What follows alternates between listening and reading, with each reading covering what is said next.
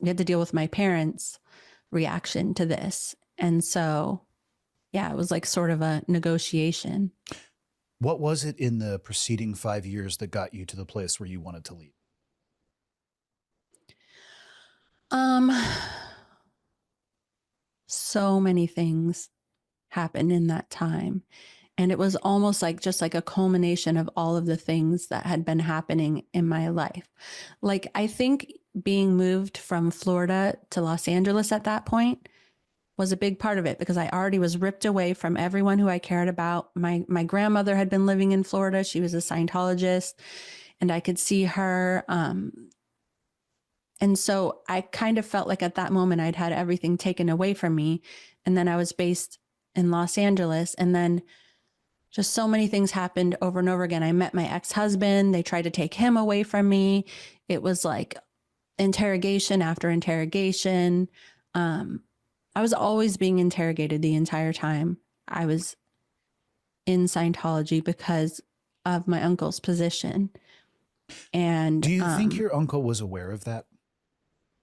I do think so, yes. And you know, again, that I have so many questions. I want you to finish what got you to the decision to leave and that impact, but I have so many questions about just the inner workings and honestly your uncle and his behavior and some of the things that you hear and the treatment. But so I hijacked you a little bit there. If you could, No, please, okay. yeah, just how did you get to this place where you're like, you know what? No, I'm done. I'm actually going to put everything aside that I've known in my life and move forward.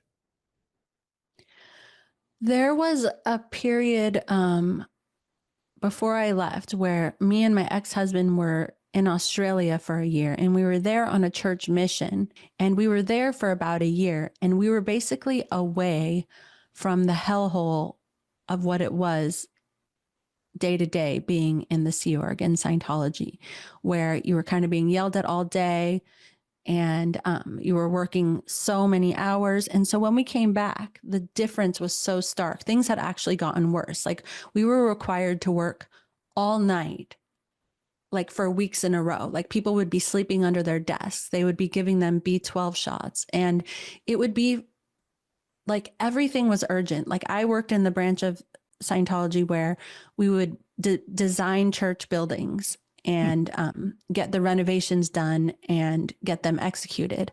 And my ex-husband worked in the portion where he would typeset promotional pieces like Scientology magazines that would go out to Scientologists all over the world, or like the mailers that you probably get. Yeah.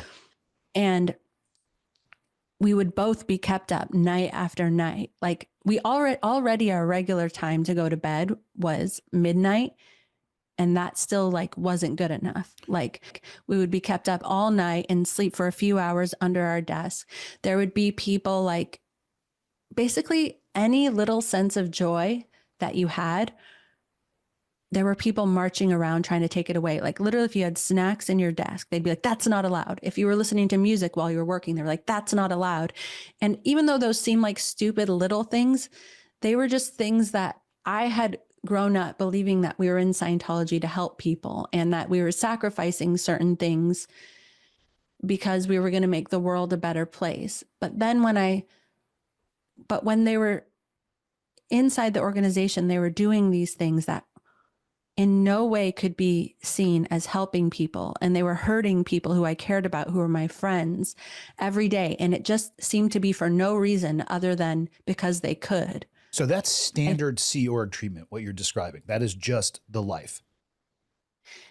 Yeah, well, I was working at a management base, so I think it was worse there than it was in other places.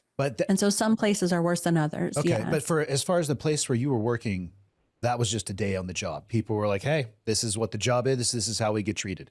In an organization, for clarity, that by its own words exists to help humanity. Exactly. Okay. Yes. And there was no time off allowed. And like, there was a few instances like you don't have access to the internet. You don't have access to calling your family members. So all of our mail was being checked. So any letters my parents sent in, I wouldn't be able to see them. And so I got a cell phone, and they were trying to take that away, and they were collecting everyone's cell phone. And so there was just so many things that I just couldn't see them as anything other than ultimately controlling. Mm-hmm. Like I couldn't see the good side to it anymore.